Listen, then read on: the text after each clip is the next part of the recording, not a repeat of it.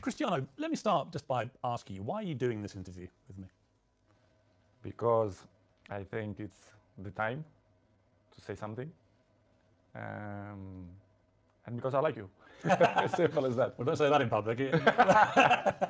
Well, I like you too, and I appreciate it, because I think that you've had to sustain a lot of criticism this year in particular, probably more than at any stage in your career. And I think it's time to set the record straight and to clear up a few things, not least, I suspect, for the fans of Manchester United. You must be wondering what the hell's been going on.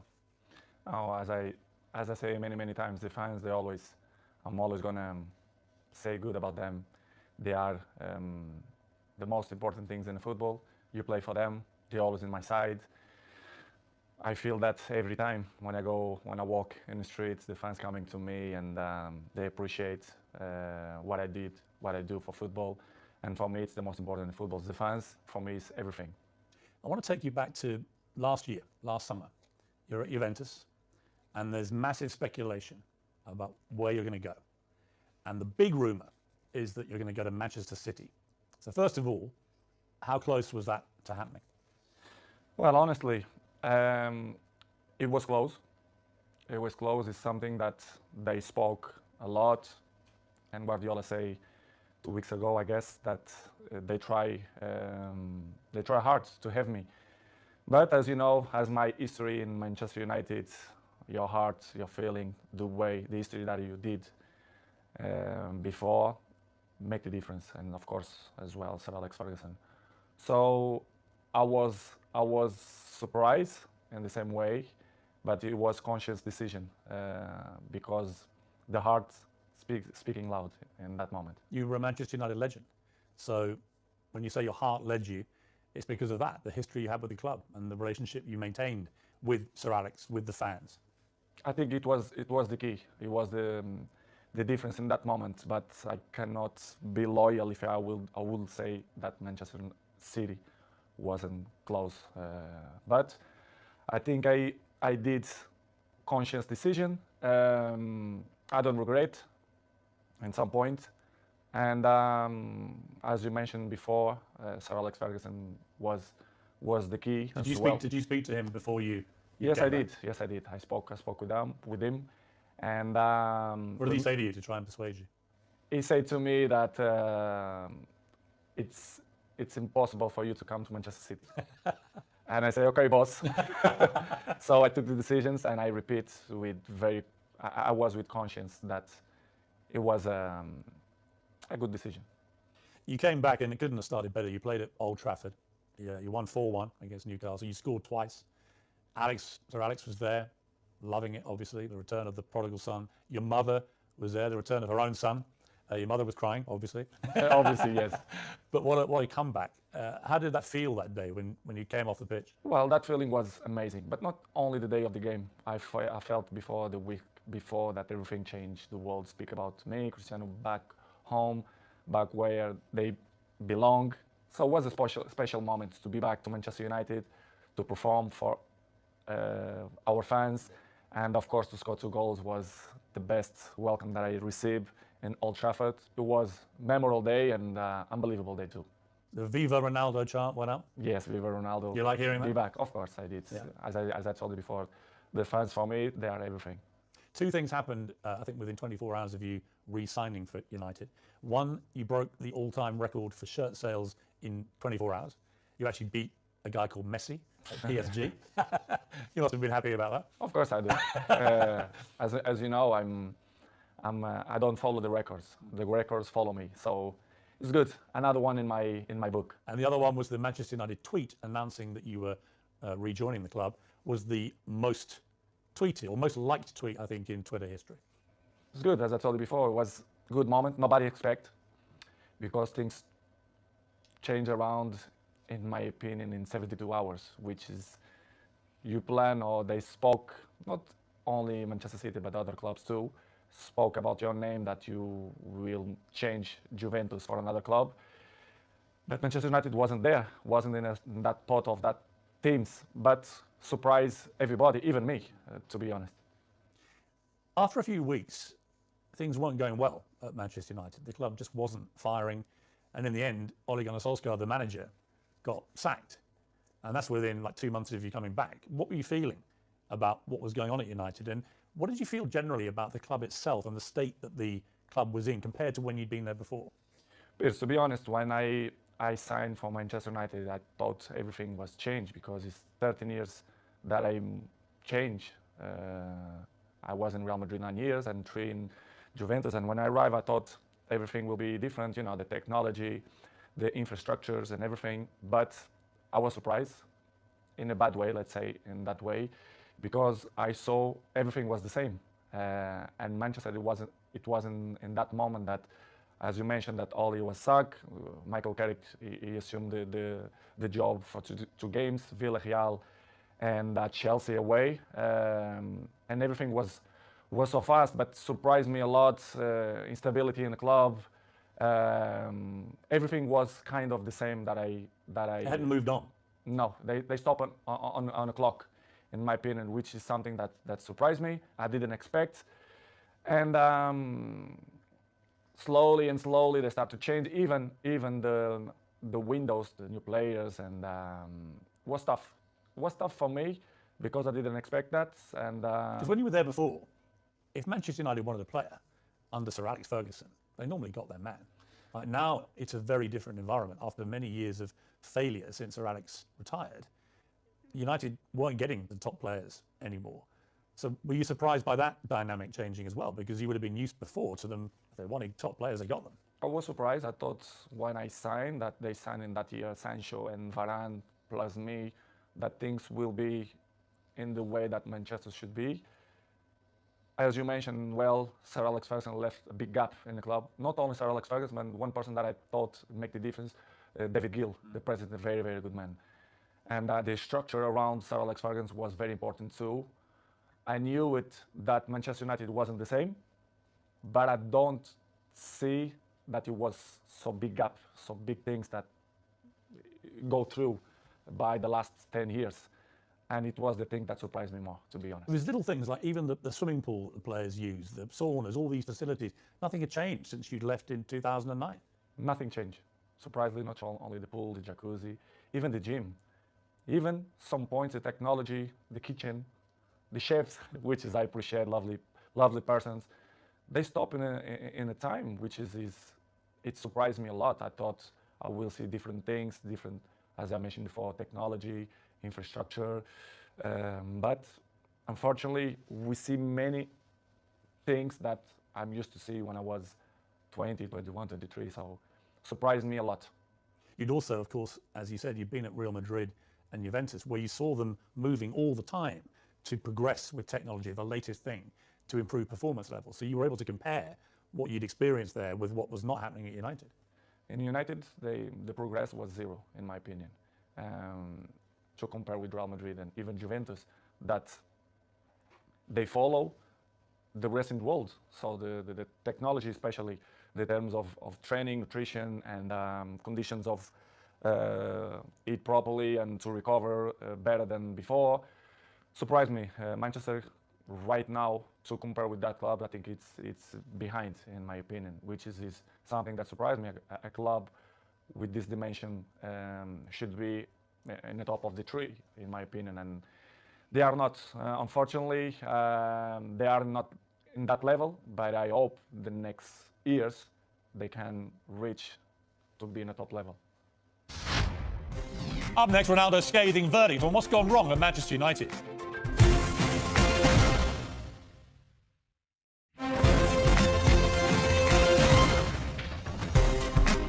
When you look at, United have had some of the best managers in the world follow Sir Alex Ferguson, and they've all been relative failures compared to other stages of their careers. Do you think that partly that's down to the structural element of this, that there just isn't the support that top managers need?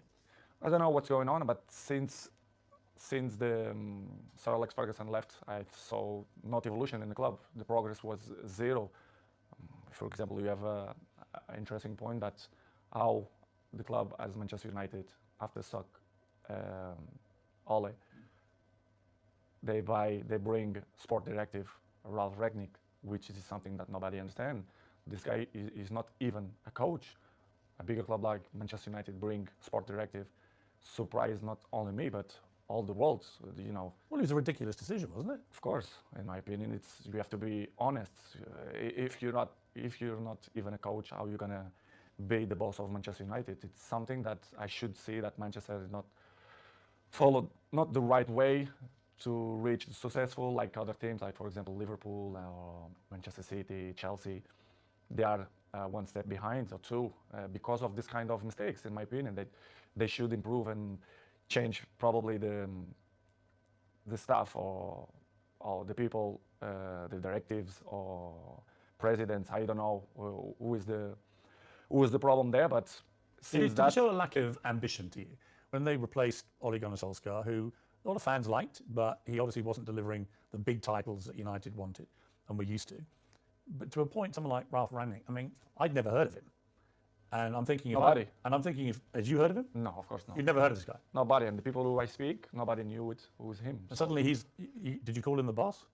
Of course, I respect. We have to call because he assumed the job. Regardless, all the coaches that I had in my career, I call them boss because if they assume the job, you have to call in that way.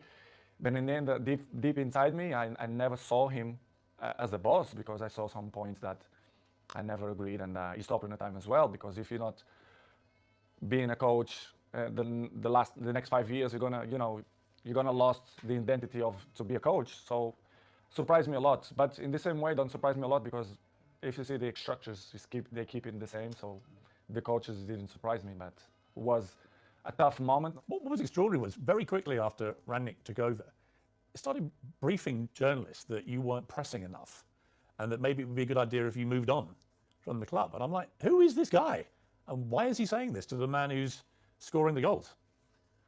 To be honest, Piers, it's something that I don't understand. It's the new coaches that coming around, they think they find the last Coca-Cola in the desert, which is I don't understand. The football that invents many years. So, but I respect any coach have a different approach, different opinions, different mentality, but kind of some points that you not agree. So I'm always like that in my life. I'm always been beside the best coaches in the world: Zidane, Ancelotti, Mourinho, Fernando Santos, Allegri. So I had kind of some experience because I learned from them. And when you see some coaches that they're coming, that they want the revolution, the football, I not agree. I have my opinion. They agree or they disagree, but it's part of the business because in the end of the day, I'm in a club to win. And with my experience, I want to help, like always. And some coaches that don't accept. And, it's part of the job. Did he know what he was doing, Rangnick, or not? At a club like United? No, they don't. They knew the club very well, but they don't know the dimension of the club inside, the history of the club, which is for me surprised me even more, which is when the soccer Ole Solskjaer, you should bring a top manager, not sport director. Did you think it was right to get rid of Solskjaer, or would you have kept him on? Well, it's not. I love Solskjaer. I think it was a top person because what I keep inside my heart, it's the heart of the persons, and Ole for me is a top person. Coach, of course, he didn't look for what he wants. It's hard to assume after Sir Alex Ferguson, but I think he did a good job. For sure, he need more time, but I'm never doubt that he's going to be a good coach in the future. But it was a good experience. I was so pleased to work with him, even a short period. What about the younger players and specifically their mentality? Because it seemed to me, just from what I was reading, when you were originally at Manchester United as a young 18-year-old, that you had huge respect for the older players, the Keanes and these guys in the dressing room, and you would soak up their experience, their wisdom and so on. Did you get that same respect, do you think, from the younger players? I don't mean that they don't respect the experienced players or the oldest players. I don't think that word is the best one, but they live in a different era.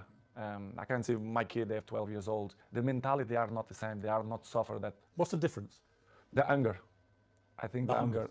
I think that they have the things more easily. Everything is easily. They don't suffer. And I think they don't care. I don't mean only a few in Manchester United, but all the teams, all leagues in the world, the youngers now, they are not the same of my generation. But we cannot blame them because it's part of the life, you know, the new generation and the new technologies that avoid, they distract them for another thing. So, but they are not the same. They listen, but this is why we have 2 ears. You listen from one side and they go away from another side. So, don't surprise me. But in the same way, it's a little bit shame because if they have the best examples in front of your eyes, and if they don't at least copy what you did for me, it's kind of weird because I remember when I was 18, 19, 20s, I'm always look to see the best players, Van Nistelrooy, Ferdinand, Roy Keane, and Giggs.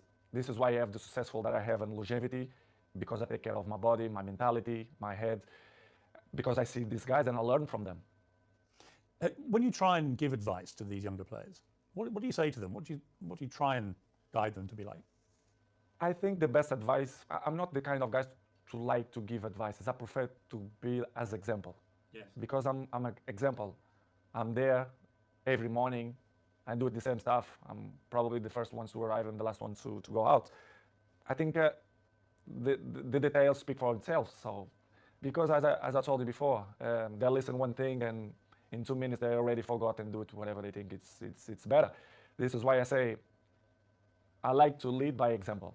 And some ones they follow me, not much, but see, I just find that incredible. That if I was a young footballer and I had Cristiano Ronaldo at my club, that I wouldn't want to spend every second watching him, listening to him, observing the way you go about your business. And yet, from what you're saying, clearly, they're not interested. They don't care. Some ones, yes, but most of them, no. But for me, it's not surprise me. Don't surprise me because they're not going to have longevity careers, in my opinion. It's impossible. It's impossible to see, for example, my generation, you see many players, they reach 36, 37, 38 in a high level. I think this generation, you're going to count by your hands how many going to reach in that level. Because this years of preparation, it helps a lot. Who are the players in the world that you most admire for their mental strength, their attitude? It's a difficult question because I'm always can say what I see from my eyes. For example, if you tell me what I see, for example, in Manchester United, I can mention probably Dalot, Diogo Dalot. His example is young, but he's very, very professional. And I'm not doubt that he's gonna have longevity in the football because he's young, he's smart, intelligent, and he's very professional. You have a few ones more, but like him, it's difficult to see. Probably Martinez, Casemiro's 30s, but I will say Dalot. Coming next, Ronaldo opens up on the toughest moment of his life.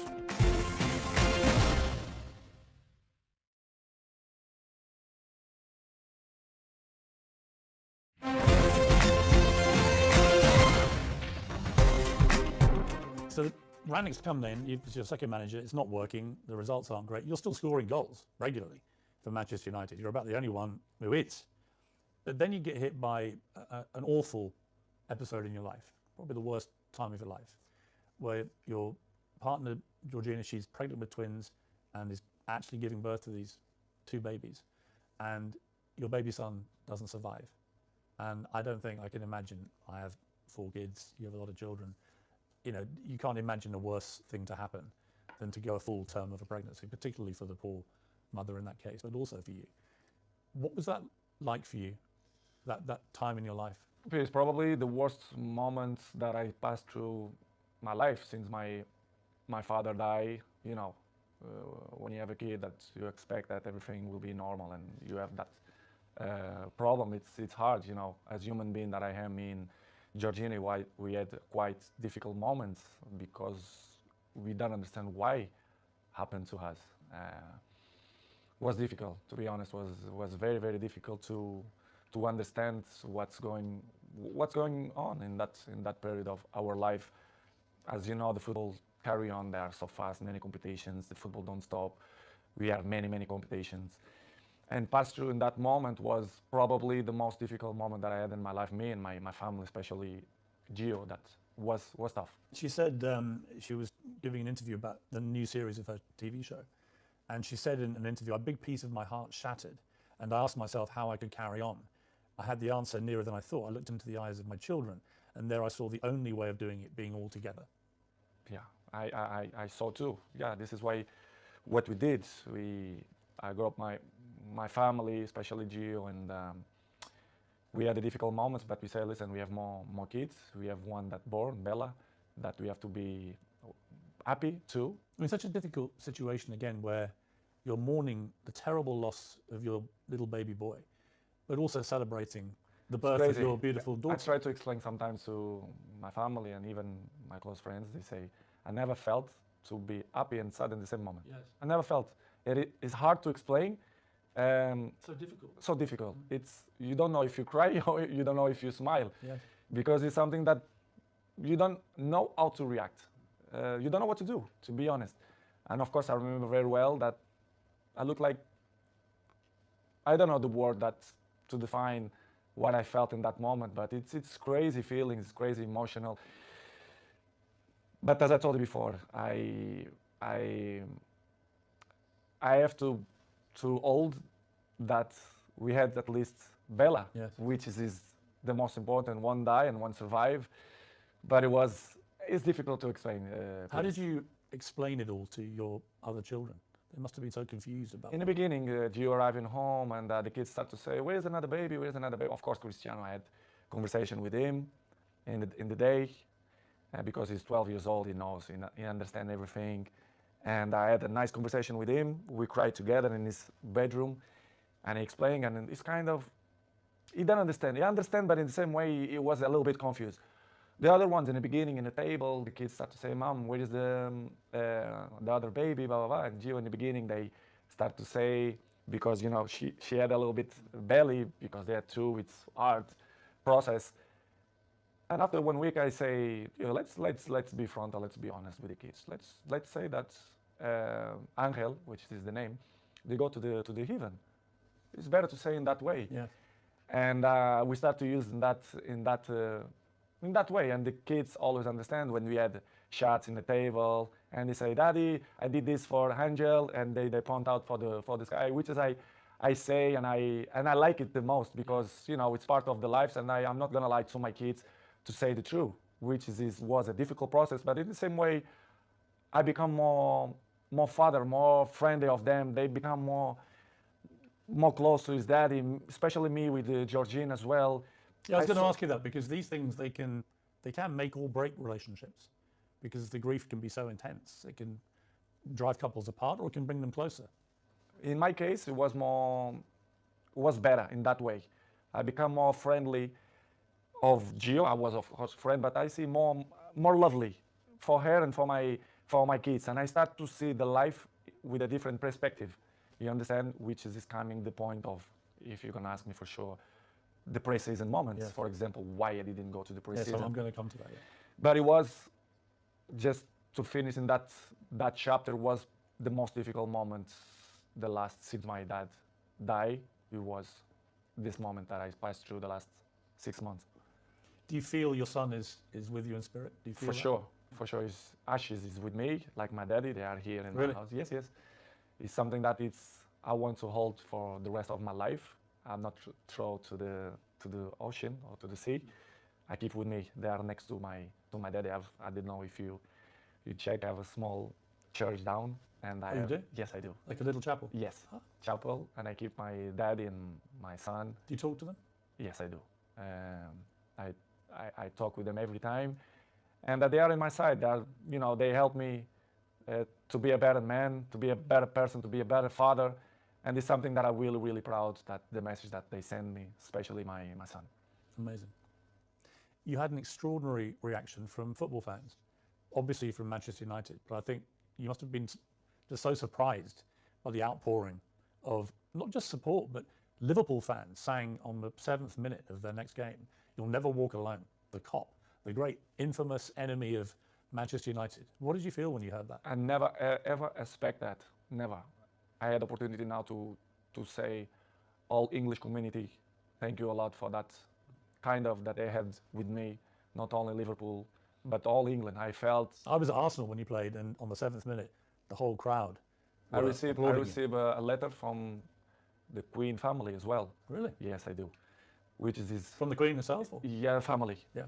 And surprised me a lot. Offering their condolences? Yes. Wow. Unbelievable. This is why I say I respect a lot the English community, English people.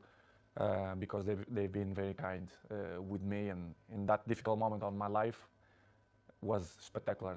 The way they treat me and my family in that difficult moments. I should say straight to the ground and thank you to all English community that helped me in that moment. When the Queen sadly died in September, you posted a very nice tribute to her. Was part of the reason because of what they had been like with you? Of course, they've been so kind of with me, and this is why I did what I did. But it was unbelievable moment. I'm never ever gonna forget that moment. You have a little girl, Bella. She's 6 months old now. Must be a great joy amid all that terrible sadness. Unbelievable. It was another member in the family. They are the shine of the house, and we are so proud. Me, Georgina, and all my kids. They are very, very proud for them. They are spectacular. A beautiful girl, and we are so happy. We are so happy. We are happy fathers. You're going to have more? I'm not thinking now to thinking more kids. I think we done, but we never know. The future, only gods know. But right now we want to have a break, to enjoy these ones, because they are little, Bella 6, and the rest they are 5, and Cristiano 12. We want to enjoy a little bit of these ones. Let's see the future. It's very difficult to play top level football at the best of times. It's a hard business in full public glare of millions of people watching. To have to go back and play after this must have been incredibly hard for you, even with your mental strength. How did you find that? Difficult, very difficult to play after that. But as I always have good support from my family, and Georgina told me, go to play, go enjoy, to do what you like to do. We're gonna help for you to forget a little bit the situation. It was difficult, but in the same point, I think helps for you to, to don't thinking much about that, even to training was good. But as you know, the football going so fast, and trainings, games, even the national team, the thing going so fast, you don't even have a time to settle and say what's going on, because the thing's going so fast. But it was good. Georgina helped me a lot to give me that possibility to say. She's a very strong woman. Yes, she did. Georgina. Yes. I mean, really strong. Yes. Just to be your partner is probably not an easy time a lot of the time, with all the attention all the time. But to go through what she's gone through and still be there. We help each other. But she struggled when she was young, which is she look at life with different eyes. Even she's young, but she suffer. She's born in Argentina. She has issues with his family as well. She live alone. She have interesting life and histories as well. And she helped me a lot. She's very mature for his age. We help each other. Sometimes when I'm a little bit down, she push me up, and I do it to the other side. So we are a nice couple. We help each other. So I'm really pleased that she's on my side. Any movement on the wedding bells, Cristiano? I'm not thinking now about that, but I can see in the future. I think she deserves, but it's something that not coming now in my plans, but in the future, yes, I want. Coming next, Wayne Rooney, Gary Neville. Ronaldo's got a message for both of you.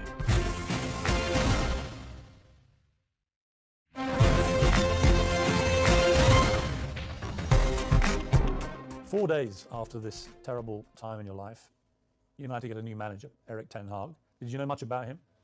A little bit through Ajax, the job that he did for Ajax. You end the season with 24 goals for Manchester United, including 18 in the Premier League, 6 in the Champions League. You were second in the Golden Boot for the English football. I mean, by any normal yardstick, that's an incredible performance. And yet you were still getting criticised. It was almost like, well, it's got to be your fault, even though you scored all the goals. Were you as bemused as I was that you were becoming the focal point for the criticism? I think it's easy to point out when you want to cover other things, to point out Cristiano Ronaldo. It's easy. Everyone know that press, they wanna put me in the first page because they know they will sell more, the interesting will be different. And I'm used to live like that because, as 37, I know and I learn many things. When you are in the down of the wave, when you are in the top of the wave, you don't realize and you don't see things that you don't see before, which is I appreciate to have bad moments to see which people is in your side, who criticize you more, because they're looking for that. They don't like to see successful people. the people only try to bring negativism. And I felt the last 4 or 5 months that not only for me, but even for my family as well, for Georgina, especially around the world, the press criticized me even more. Sometimes I don't understand why. Even Portuguese press, that they criticize me a lot. I don't understand, but I still believe that the jealousy is part of that. They want to cover many things that helps to shine other things. But listen, Piers, I know I'm 21 years in the top of the game, so I know how it takes. So for me, it's not a problem. It's hard when you are a little bit down to listen to this criticism. Do you read it all? Do you read newspapers? Do you read social media? A good thing that I have, I don't like to read because I know 90% of the times they lie. They are garbage. The press, they are garbage. Not all of them, but most of them. They don't say the truth. And they lie. They constant lie and they constant attack me and my family. They always negativism against my family. Why I'm gonna read? Because I know they try to make me feel bad, me and my family, which is something hard to deal. But in the end of the day, I understand. But it's really, really hard. The problem you have is you're too famous. You are the most followed human being on Instagram. That you have, I just checked, 495 million followers. I have just under 2 million on Instagram. 8 million on Twitter, so I'm catching you on Twitter slowly, but 400, you're nearly at 500 million followers on Instagram. That's insane. You're bigger than all the Kardashians put together. It's good. It's good. I feel proud for that. It means a lot for me because it means that people like me too. I'm charismatic. I think why I'm the number one. Sometimes I ask that question to myself. Why me and not another one? Why do you think it is? To be honest, not just only because I play good football, because everyone knows, but I think the rest is relevant. You have to be charismatic. People have to feel some connection with you. I think to be good looking helps too. I have the same problem. Yeah, I feel the same way. To be honest, Chris, I don't know the real reason, but I think I'm charismatic and I'm a appetitive fruit. I don't know if we... A what? A fruit that people want to bite. Yeah. I don't know how you can say in English. Any particular fruit or? Let's say strawberry. But I don't know the reason. I mean, what's incredible to me is the power you have. Appetite fruit. Appetite fruit. I don't know if it makes sense in English, but if it don't make sense, you learn. I'll research appetite fruit, yeah. Okay. I mean, I have a pinned tweet and it's you telling me I have good abdominals, which is a very good observation. And it's only 10 seconds long. It's had 43 million views, this clip. So thank you. Because 43 million people have heard the guy who actually has got good abdominals tell me I've got good abdominals. But it showed me that the sheer firepower you have in that world of social media. It's just extraordinary. It's what I told you before. I have good things, which is you can sell your own product, let's say in that way, but you have to deal with many obstacles in your life too. Do you care if people hate you? I mean, a lot of people love you, but obviously a lot of people don't. You're so big, you're going to get both. But do you care about the ones who hate Cristiano Ronaldo? I care the people who like me. I'm not waste time for the people who don't like me. I think it's waste of time. These people, they are not interesting on my life. I like to be around the people who love me. I don't waste my time to see the criticize of people who is next to me, ex-players, for example. I mean, one of your biggest critics has been, and I'm surprised about this. Me too. Wayne Rooney, for example, who you played with for many years very successfully, and were good friends with him. And yet all this year, 3 or 4 times, he's come out and attacked you in the media. Piers, I don't understand. You should ask this question to him, but I don't know. I don't know why he criticized me so bad, or I don't believe that he's jealous of me. He says your behaviour is unacceptable. United should sell you. Blah blah blah blah blah. I mean, it's Wayne Rooney. Surprised me. It was 1 year ago or 6 months ago here in my house. You pick up his kids here and invite Cristiano to go to his house to play football. I really don't understand people like that, or if they wanna be in the cover of the paper, of the news, or they want a new jobs or whatever. Is it jealousy as well, perhaps, that you're still playing and still in the United? Probably, because he finished his career with 30s, so I'm still playing high level. I'm not gonna say that I'm looking better than him, which is true, but That is inarguable. I mean, there's no contest. It's hard to listen that kind of criticize and negative about people who play with you. For example, Gary Neville as well.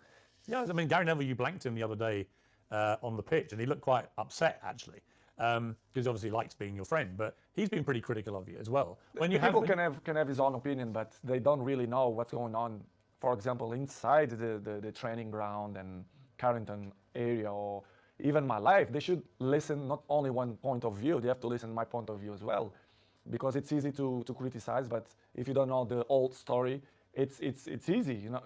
But it's Piers, as I said before, it's part. Are they still friends of yours, or do you have a line where they are not my friends? They are colleagues. We play together. They're not coming. We not have a dinner together, for example.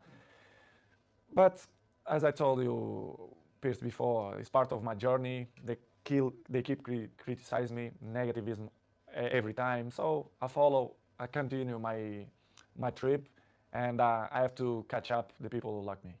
Some of your ex-colleagues have been incredibly supportive. Rio Ferdinand has always got your back. Roy Keane always has your back. Whatever happens, he's always supported you and has continued to do so. Does that mean a lot to you? It means a lot, because I was in the dressing room with them. They are part of my journey in football as well. As I mentioned many times, Roy Keane for me was my best captain ever. Rio Ferdinand helped me a lot. He was my neighbor, I was his neighbor. So very, very good guys. Not just because they speak good about me, but they was there in the dressing room. They are football players. They know how players thinking and the behaves, etc. And to listen ex-colleagues or teammates to criticize you, and they only see one point of view. Do you feel a bit betrayed when they do that? Because you played together. It's easy to criticize. I don't know if they have a job in television that they must criticize to be more famous. I really don't understand. Do you think they use your name a bit to get attention? I think they take advantage of that because they are not stupid. And I really understand, and I have to carry on with my life with criticize or when the people speak good about you. But it's hard when you see people who was in the dressing room with you criticizing that way. It must hurt you. It's not good. Yes, I did, but not hurt me. I'm not gonna be more slim. I'm not gonna sleep bad because of the criticize. But it's not good to listen to that. Disappointing. A little bit, yes, disappointing. Next up Uncensored, expect fireworks and the explosive second half of my 90 minutes with Ronaldo. Your baby daughter's in hospital. And the president of Manchester United didn't believe the empathy don't exist. The Glazers, they don't care about the club. What would your message be to Manchester United fans? The fans, for me, will be always in my heart. He was deliberately provoking you. I didn't felt that he had respect for me. Cristiano Ronaldo's 12 rules to life. Why not? Imagine the rest of the rats, they're going to criticize me too. I'm just trying to work out how Wayne Rooney can hate you even more. They only speak about the black sheep, which is his name. I'm trying to force you out. Yes, not only the coach, but the other 2 or 3 guys there around the club. Yes, I feel betrayed. If you don't have respect for me, I'm never going to have respect for you. You think England have a chance? I have a chance beside Portugal, in my opinion. That's it, you retire, right? Yeah, I retire. 100%.